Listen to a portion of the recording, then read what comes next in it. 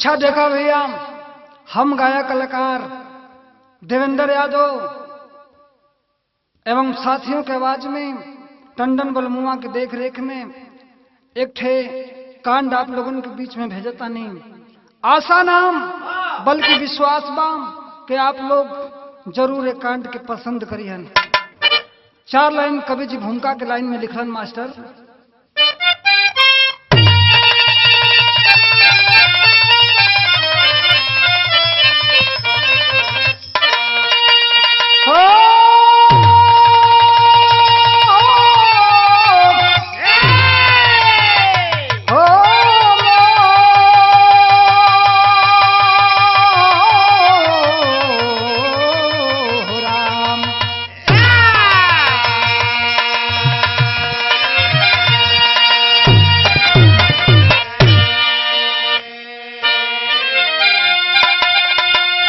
भूमिका के लाइन में हमारे कवि जी बड़ा बढ़िया लाइन लिखलन। जिस प्रकार से एक माली एक एक गजरे को उठा करके माला बनाता है, उसी तरह से हमारे कवि जी एक एक शब्द डाल करके भूमिका का लाइन लिखलन मास्टर। कैसे के चमकल चकोरिया के चिलमन जरावे, अब चनवा के कांति चोरावे चदनिया, पीहर के पाहुर पराई पिरतिया, अरे जालिम जमाना जरावे जवनिया, हर हर दिया में हदिया के लाली, अब मेहना मरे हर दिशगुनी ओढ़निया, अरे पंडित के पतरा न खतरा बतवलस, सुहागिन साजन के कफन देहली धनिया।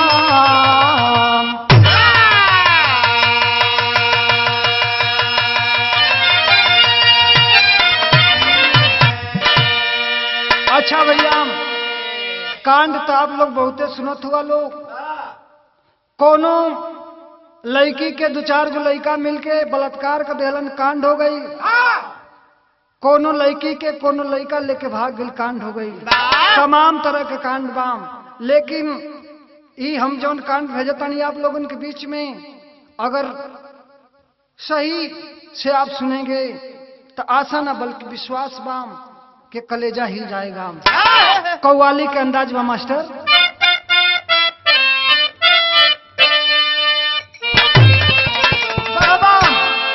वह कव्वाली के अंदाज बा। कोई आशिक अपने मासूका से कह रहा है, अरे ऐसे कैसे हो जाई,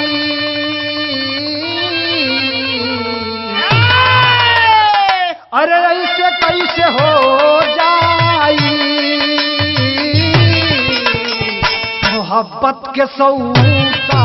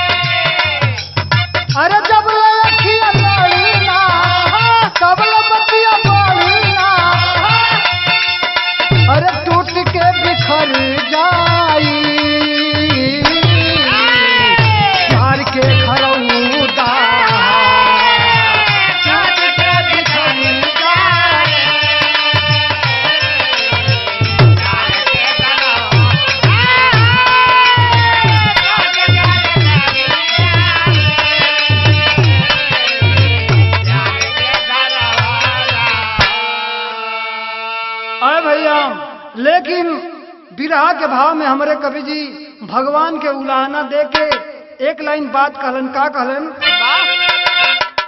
कि अरे बेरहम बनेला विधना, अरे बेरहम बनेला विधना, गरीब के कोठरिया में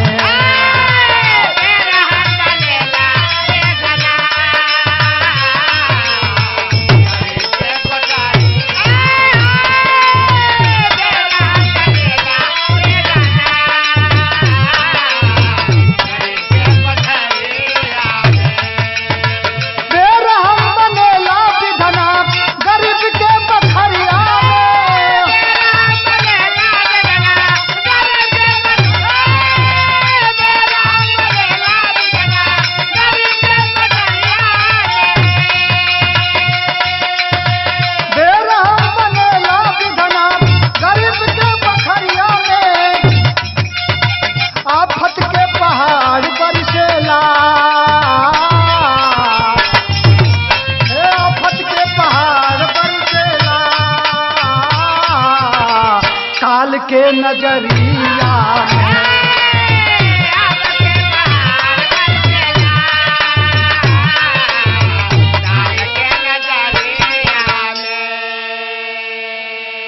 अरे बाबू, ये हमें से कहानी के शुरुआत हो गई।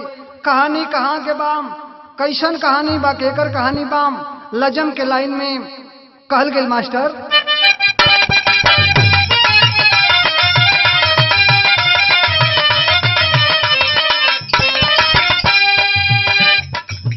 खुशी के आलम में विपत की मार पड़ती है, खुशी के आलम में विपत की मार पड़ती है, हर्ष विषाद में हृदय को छलनी करती है।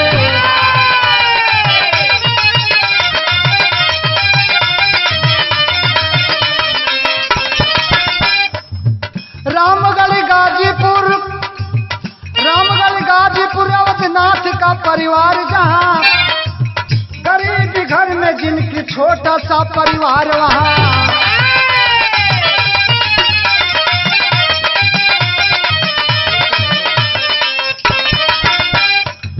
गोपाल स्वामीनाथ मजदूरी कर कमाते थे, गोपाल स्वामीनाथ मजदूरी कर कमाते थे, छोटे भाई राधे श्याम को पढ़ाते थे। विकट महंगाई में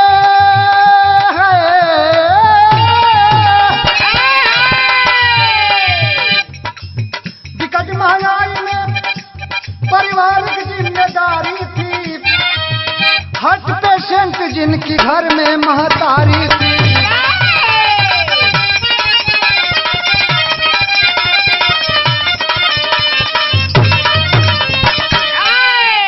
अरे भैया, पहले बात को समझ लें। गाजीपुर जिला के अंतर्गत कासमाबाद ब्लॉक पड़ता है। कासमाबाद ब्लॉक से 10-12 किलोमीटर उत्तर की तरफ बहादुरगंज कस्बा है। वही बहादुरगंज कस्बा से 2 किलोमीटर पूरब की तरफ एक गांव है, जिस गांव का नाम रामगढ़ बतावल गई।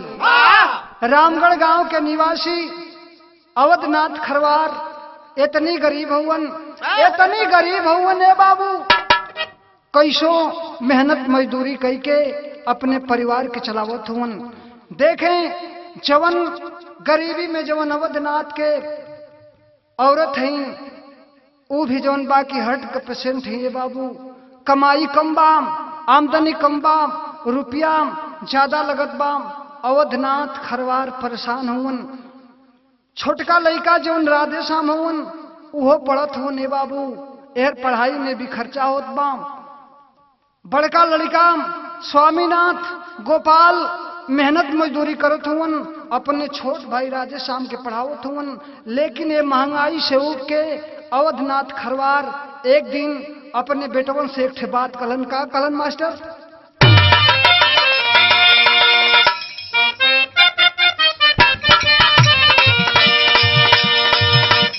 वो है गीतिया के लाइन बा, कोनो मर्द अपना मेहरारू से नहीं नवेली, दुल्हन से एक ठे बात कहूँ कि सुना, तू अब नया में आई हो, मेला घूमे के कहत हो, तब मेला घूमे जेबू, अगर कहीं भुला जेबू तब का होई? ऊ का कहलन, अरे नाया नोहर अभी कन्या बाड़े,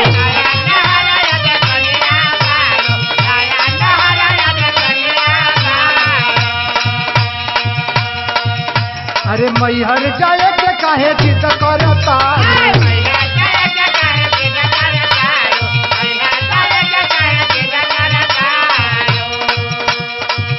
हमरो के दलबू गोरी, हमरो के दलबू गोरी, छुटहू का झमेला में, गोरिया भुला जइबू मैहर के मेला, गोरिया भुला जइबू दशहरा के मेला।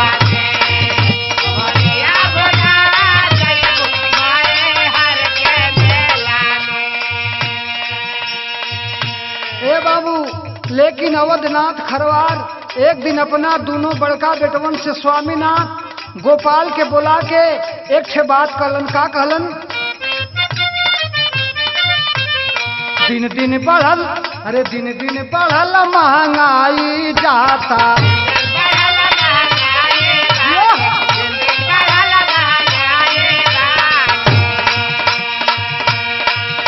अरे तोहरो मदारी दवाई खाता,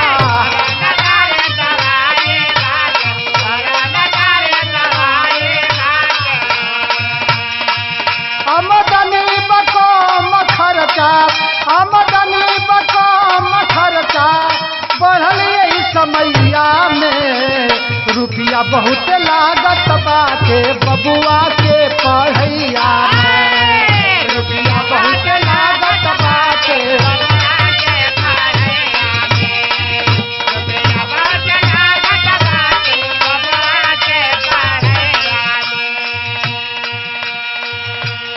ए बाबू, एक दिन अवधनाथ खरवार अपने बेटवन के बुला के कहत हुन के, बाबू ए बेटा, घर में तोरे माता जी के तबीयत खराब बा, ए हर बबुआ राधे शाम के पढ़ाई में पैसा खर्चा होता, तो हम लोग बेटा मेहनत मजदूरी करत हो जाम, आखिर कहिया ले कमैबा जाम, ऐसन बा कि छोटका भाई राधे श्याम कजौनबा की पढ़ाई छोड़ा दे जा कुछ दिन खातिर।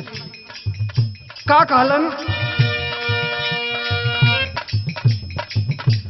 कहत बानी बात एगो काम झट कर, कहत बानी बात एगो,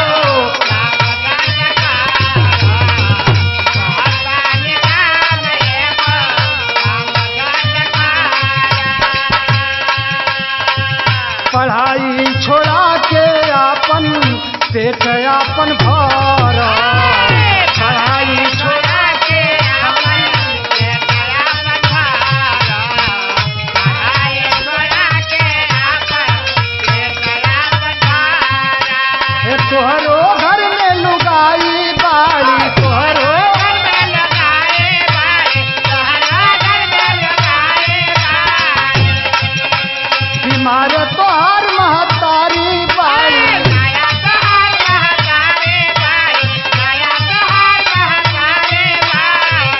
आमदनी बकम खर्चा, आमदनी बकम खर्चा, बढ़ल यही समैया में, रुपया बहुत लागत बाटे बबुआ के पढ़ैया में, रुपया बहुत लागत बाटे बबुआ के पढ़ैया में, रुपया बहुत लागत बाटे बबुआ के पढ़ैया में।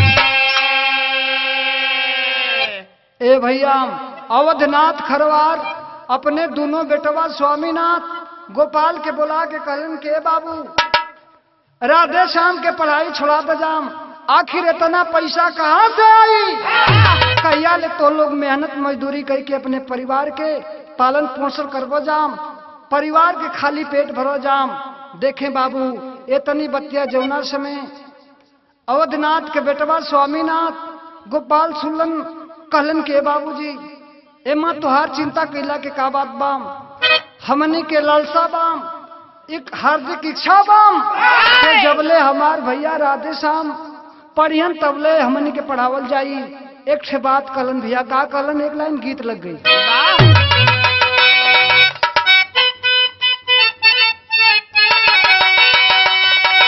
वह गीतिया के लाइन बाम जो हमारे मास्टर संकेत कैलन के अंग अंग टूटे मोरा, के अंग अंग टूटे मोरा, दर्द बा बदनवा में, काहे ना अइला कैया, काहे ना अइला कैया, अब की सवनावा में।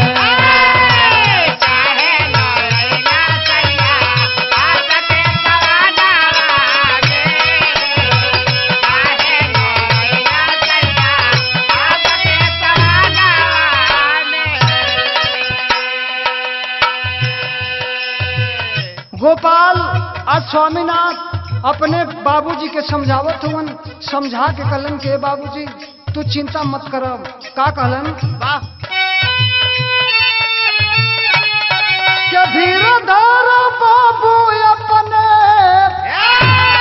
पोछिला नया नवा के, बीए तक पढ़ावल जाई, बीए तक पढ़ावल जाई, अपने बिरानावा के बीए तक पढ़ावल जाई, अपने बिरानावा के बीए तक पढ़ावल जाई, अपने बिरानावा के।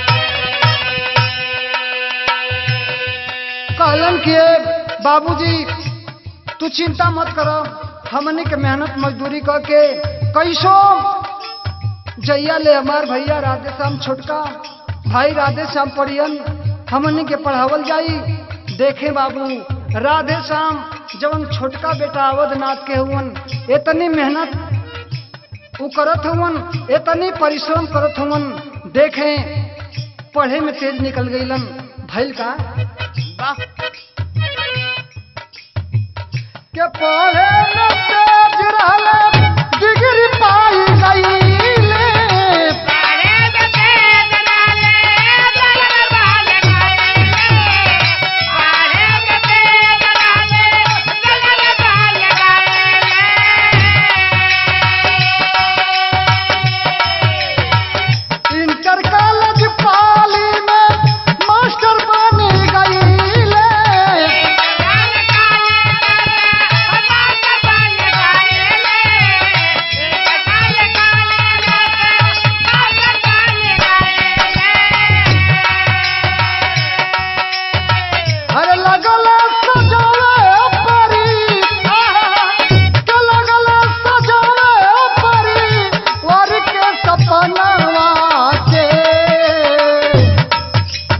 अरे बीए तक पढ़ावल जाई, बीए तक पढ़ावल जाई, छोटा का बिरानावा के बीए तक पढ़ावल जाई, अपने बिरानावा के बीए तक पढ़ावल जाई, अपने बिरानावा के।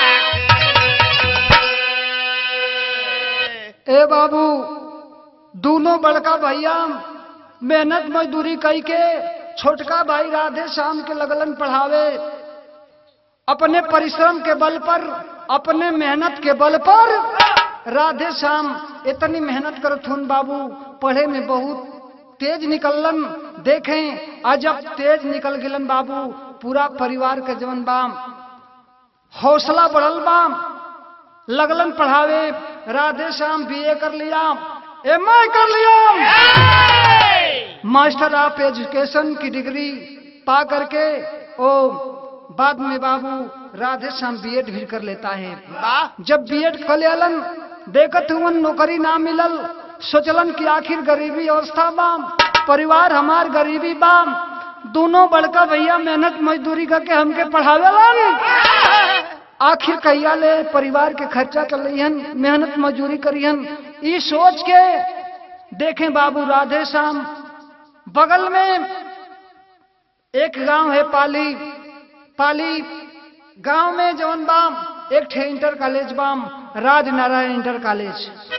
वही इंटर कॉलेज में जौन बा की जाके टीचिंग करे लगलन, पढ़ावे लगलन। जवन मासिक वेतन मिलत बा एहर से ही हो ले जास, उन्हीं से वो दोनों भाई मेहनत मजदूरी करके कमाए लगलन। देखें परिवार का स्थिति कुछ सुधरे लगल, कुछ सुधार के कगार पर स्थिति पहुंचल बा। लेकिन देखें बाबू राधे श्याम धीरे धीरे जब होनहार भइलन, भइल का कि अवधू सोचे शादी कर दी, अरे बेटा बा होनहार।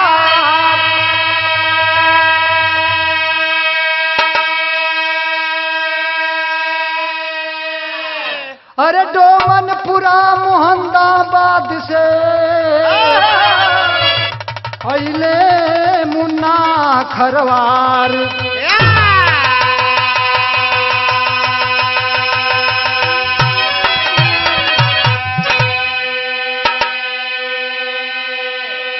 अरे भैया एक दिन अवधू जब अपना बेटवा राधे श्याम के देखलन, सोचलन कि बेटा अब सयान हो गई लोन, होनहार हो गई लोन, दोनों बड़का लइकन के शादी हो गई बाम, चलाम राधव श्याम के शादी हम कर दें। देखे बाबू सोचत हूँ तबले और मोहम्मदाबाद डोमनपुरा से मुन्ना खरवार जौन बा के अपने बिटिया करे रिश्ता लेके रामगढ़ गांव में वही अवधनाथ खरवार के द्वार पर पहुंचलन। जाके आपन अर्जी सुनौलन, शादी तय भई। 14 मार्च सन 2015 को ये शादी की शुभ लग्न रखी गई। देखें बाबू 14 मार्च के आज रामगढ़ गांव से धूमधाम से बारात चलत बा। ओ समय के बाद कवि जी लिखलन, एक लाइन गीत लगिल मास्टर के बरिसेला सवानावात चुवेला पलानी।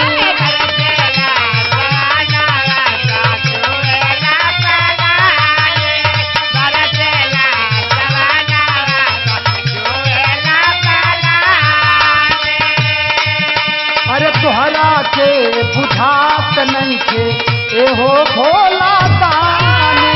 तोहरा के बुझात नहीं थे एहो भोला दानी। तोहरा के बुझात नहीं थे एहो भोला दानी। अरे परिसेला सवानावात जुवेला पलानी। अरे तोहरा के बुझात नहीं थे एहो भोला दानी। तोहरा संगही पथरे पर झुरात बहनी जी, लेके गणेश के नहीं हर जात बानी। ए भोला लेके गणेश के नहीं हर जात बानी। लेके गणेश के नहीं हर जात बानी। ए बाबू रामगढ़ गांव से और राधे श्याम का जौन बा की बड़ी धूमधाम से बारात चलल। 14 मार्च सन 2015 के ओ समय का बात कवि जी लिखलन का, सुबह लगन साइत रहल 14 मार्च दिनावा।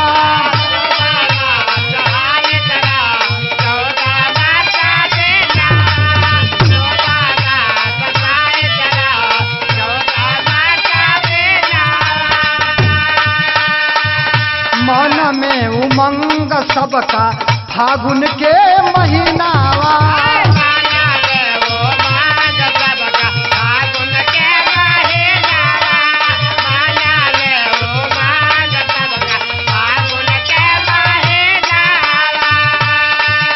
अरे सुभर सुबह साइत दिन परल 14 मार्च दिनावा।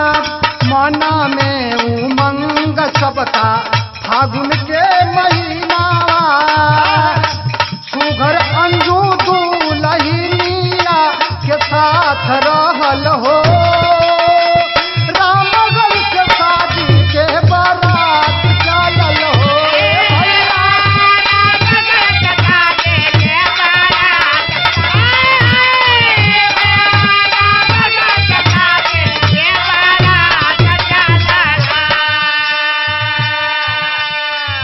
14 मार्च सन 2015 के आज रामगढ़ गांव में अवधनाथ खरवार के दरवाजा पर सहनाई बजत बाम। परिवार के लोग बड़ी खुश होन, छोटका बेटा के शादी बाम, बड़ी उमंग में जात होन।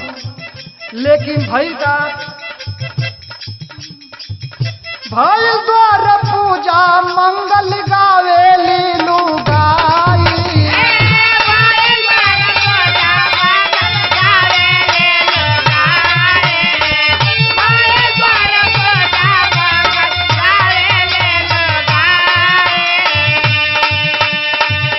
शौक से शादी भैली खुशियाँ मनाई।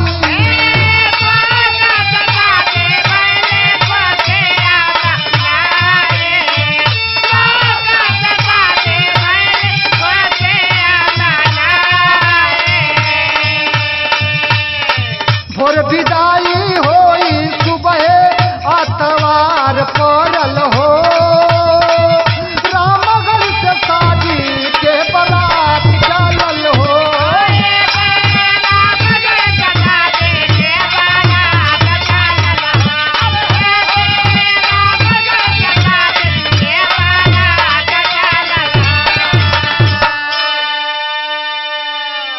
अरे भैया आज राधे श्याम का बारात रामगढ़ गांव से बड़ी सज के धूमधाम से ओ मोहम्मदाबाद जो पूरा गांव में पहुंचल बाम।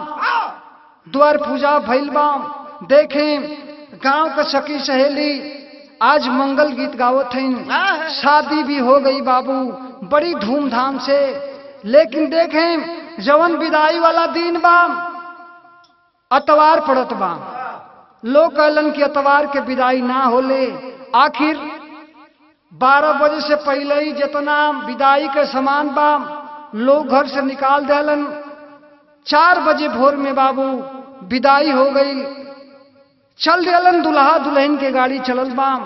डोमनपुरा गांव से कठवा मोड़ होते हुए देखे बाबू जो गाजीपुर से कासमाबाद के लिए रोड जाता है वही रोड पर कठवा मोड़ होते हुए महेशपुर चट्टी पर जब वो दुल्हा दुल्हन की गाड़ी गई ले भैया देखे कुदरत की देन भगवान की मान।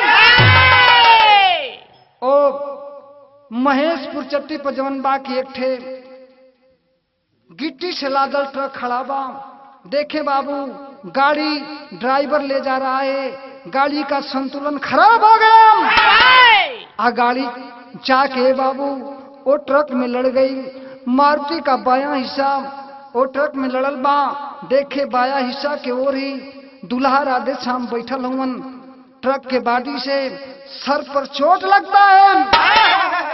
बाहरे विधि का विधान बाहरे मालिक इतुका कैलम। देखे राधे श्याम तुरंत चोट लगता है। राधे श्याम का सर फट गया वहीं गिरा और तुरंत ही दम तोड़ देता है। एक और उसकी पत्नी है अंजू दाहिने तरफ बैठी है। मंजू भी गिर गई मारुति से। देखिए बाबू एक और राधे श्याम की खून से सनी हुई लाश है। दूसरी ओर मंजू की खून से सनी हुई चुनरी है। बेहोशी हालत में मंजू ओइजा पड़ल बा। लेकिन देखें बारे भगवान इतुका कैल मालिक। एक लाइन गीत लगिल मास्टर। अरे सजल फूलवरिया विधना के सजल फूलवरिया उजार दिहला विधना।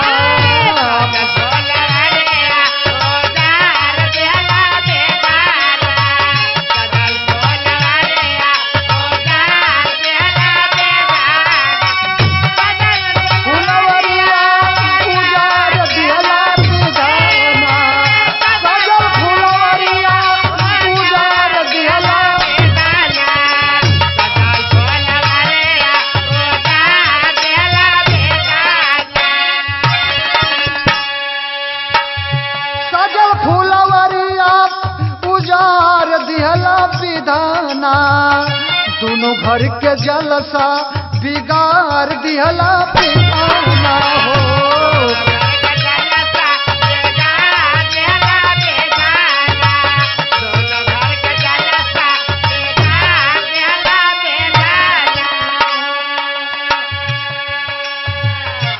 विदाई करा के चलले अइली अफतिया विदाई करा के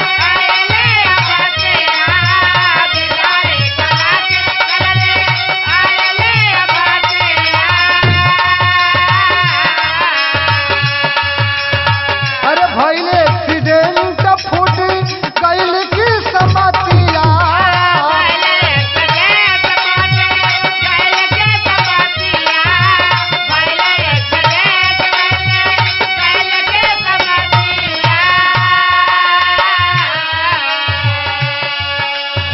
अरे सेनुरा के खून से बहार दिहला विधाना बिगाड़ दिहला विधाना सजल फूलवरिया उतार दिहला विधाना हो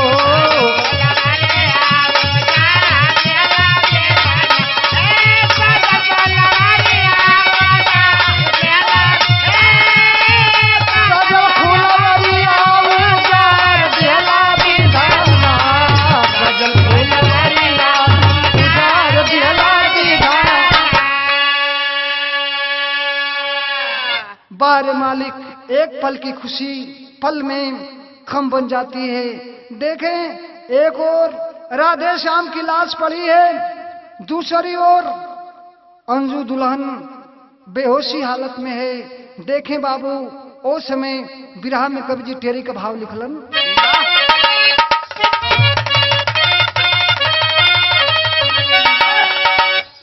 अब सुहागिन अरे सुहागिन चुनरी रोती रह गई अरे सुहागिन चुनरी रोती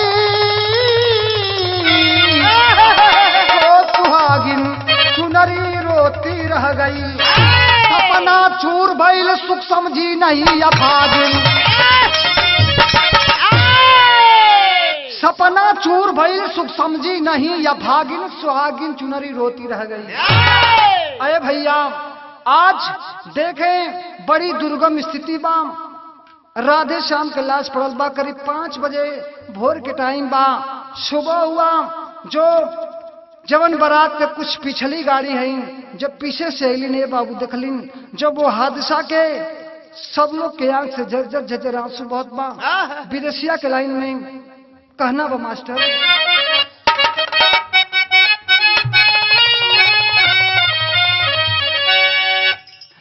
अरे अखिया से लोरा बहे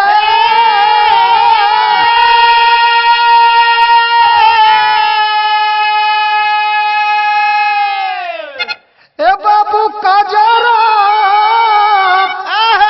के कोरा बहे अरे डोमन पूरा पहुँचल खबरिया ए बाबूजी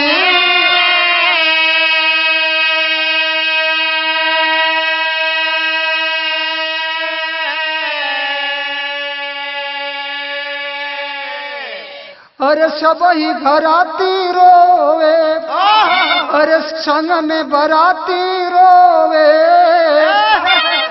मातमा मनावेला बखरिया ए बाबूजी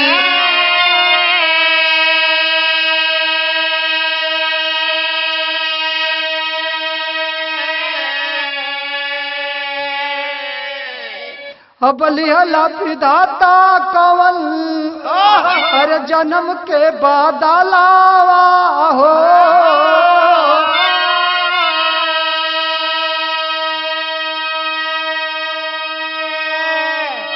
अरे महेशपुर के धैले हरिया ए बाबू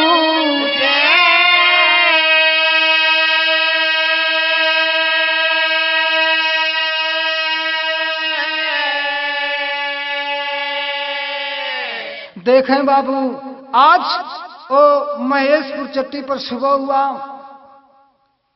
काफी भीड़ जुम गई खबर फैल गई अजबे ये खबर डोमनपुरा मोहम्मदाबाद में गईल बा डोमनपुरा गांव के लोग गईलन आज देखत हूं जब वो राधे श्याम के स्थिति के, ओ अंजू दुल्हन के स्थिति के देखलन ए बाबू, सबके आंख से झरझर झरझर आंसू बहत बा।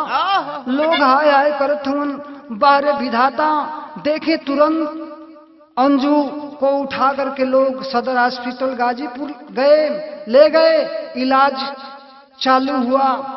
लेकिन बाबू इलाज के बाद जब अंजू की आंख खुलती है तो अपने को हॉस्पिटल के बेड पर पाती है। देखें आज कोसत बा भगवान के अंजू, लेकिन देखें जब यह रामगढ़ गांव में कुछ बाराती लोग आ गईलन, आवत हुवन, कुछ बाराती लोगन के खबर मिल गई, गांव के भी कुछ लोग जान गईलन। लेकिन जवन राधे श्याम का मतारी है ने भैया, बाराती के लोग आवत हुवन, हमार बबुआ के गाड़ी ना आई, आखिर काहे ना अइलन। आज मतारी पूछत हैं कि भैया हमार बबुआ वाली गाड़ी कहाँ बा। देखें आज माई पहले से ही हट के मरीज हैं, बीमारी से ग्रसित हैं बाबू। पूछत हैं, कैसे पूछत हैं मास्टर, के दूल्हा के माई जब खबरिया पवाली, आंसू भरी नजरिया पवाली हो, ए विधाना काहे भैलायता ना कठोर खिचारो और अन्हरिया पवली हो।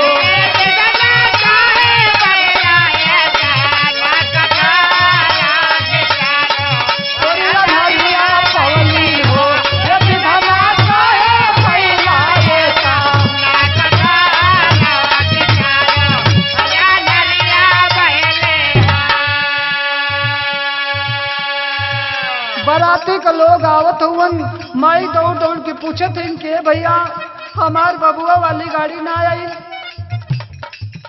देखें आज जे भी सुनत बाराती के लोग है भैया, मुंह घुमा के आंस पोछत निकल जात हुवन। ओ समय मतारी जब देखली ने बाबू, आंख से झरझर आंसू चले लगल। आखिर ही लोग पूछला पर काहे आंस पोछत हुवन, का बात बाप सोचत हैं। कहलिन का के सबही बराती घर जात बालन, बबुआ ना देखात बारन हो,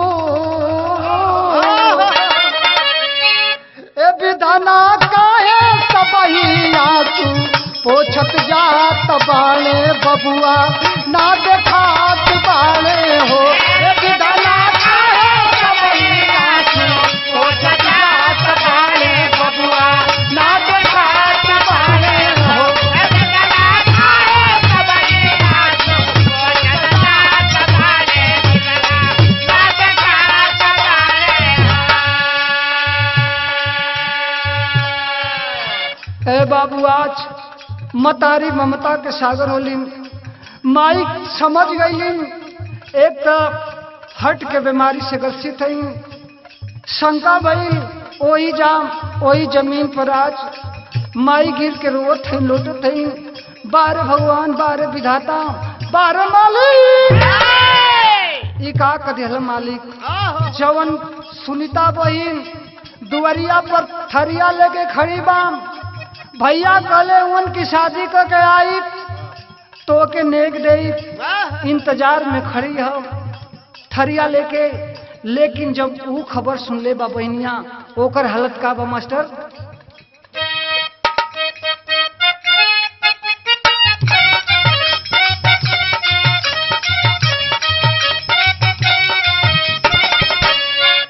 अरे सुनीता बहिनिया के,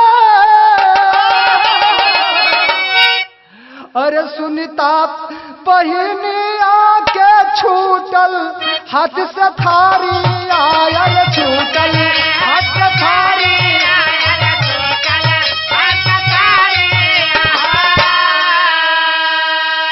के दुनहु नयनवा बरसे लोरन हो।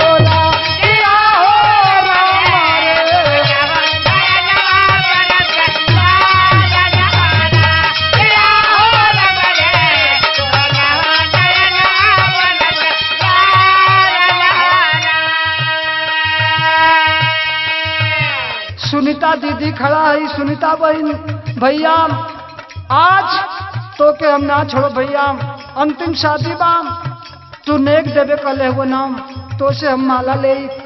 लेकिन जवना समय ये बात के खबर सुनीता के मिलल बा, सुनीता हाथ का थरिया लेके खड़ा है बाबू, हाथ से थरिया छूट गई, आंख से झरझर झरझर आंसू चलत बा।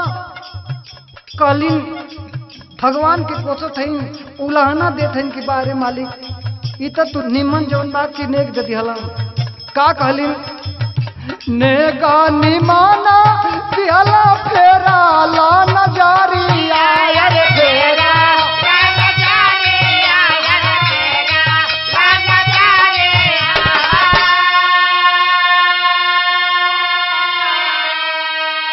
छीन लाया जोरिया से या जोर न होला क्या हो राम रे।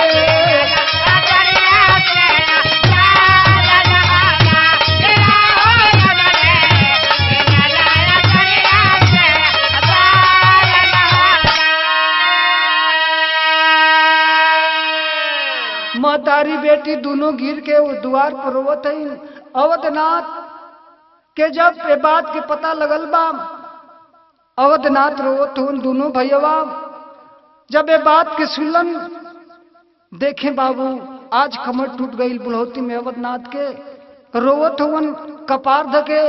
गांव के लोग धीरे धीरे इकट्ठा होके लगलन, अरे गौआ नगरिया रोवे,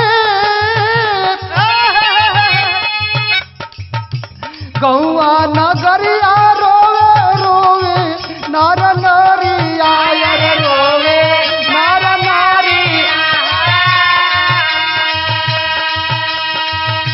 सब लोग भइलन विभोर न होला क्या हो राम रे।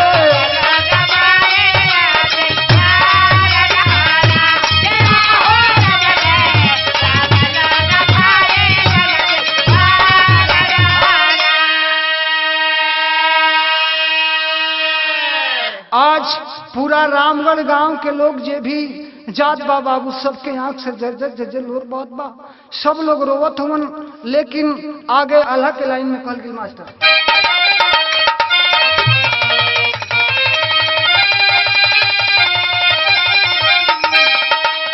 कि अरे पखिया के बिना जैसे,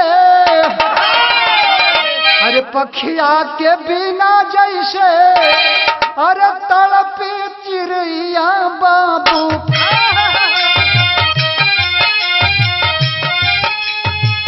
अरे पनिया के बिना जस मछरिया छपटा।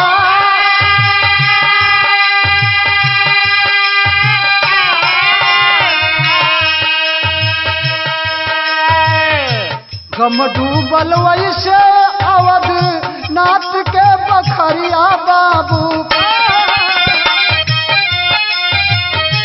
रामगढ़ गौआ पूरा भइले हो बीरा।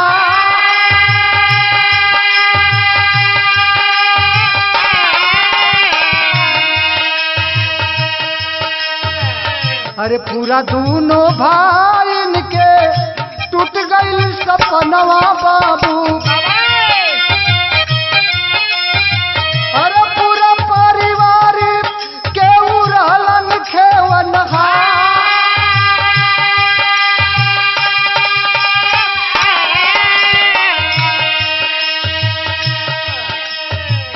अरे भैया देखें आज दोनों भैया के खबर मिलल बा, कपार धके रोवत हुन। पूरा गांव के नर नारी हाय हाय करत बा, जे भी सुनत बरवत बा। लेकिन जवन सदर हॉस्पिटल में अंजू भर्ती हईन, इलाज चलल ठीक जब भइलिन, डोमन पूरा गांव में अलिन हो। उस समय अपने किस्मत पर बार बार कोसत हईन, भगवान के कोसत हईन कि बारे मालिक अगर तो के मुआही के रहल सैया के संग में हमके काहे न मुआ दिलम, हम ना रहती तो ऐसन दिन हमके ना देखे के मिलित भगवान। एलियम के पत्नी का स्थान हमेशा पति के साथ होता है, चाहे जीवन हो चाहे मरण हो। मंजू अपने किस्मत पर कोसत बा। कहल गई का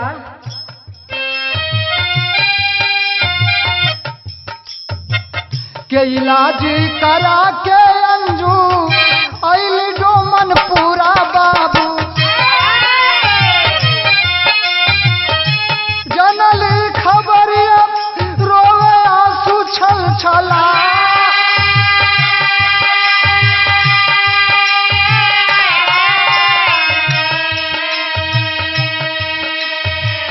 के महज 3 घंटा अब सुहागिन बन के रहली बाबू।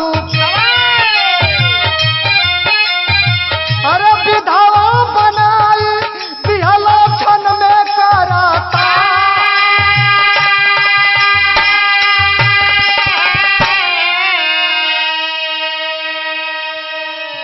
महज 3 घंटा ही अंजू सुहागिन बन के रहलिन। बारे मालिक बारे भगवान तू का कैलम। भगवान के कोसत हई मालिक के कोसत हई। लेकिन अंतिम लाइन में एक ठे बात कहलिन का कहलिन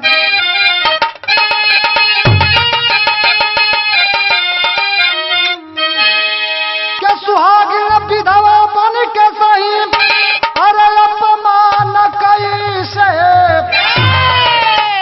बनल परी आज विधान के विधान कैसे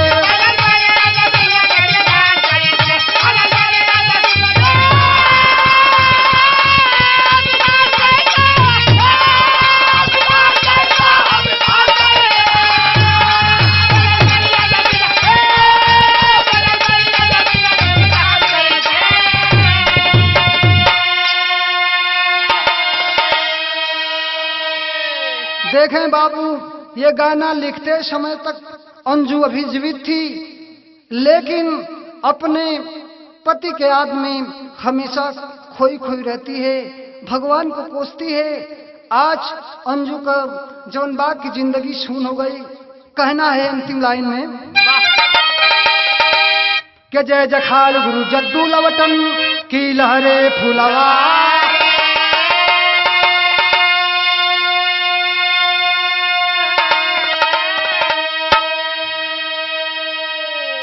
कथन करे कभी गंगा सागर सुबास की तैयार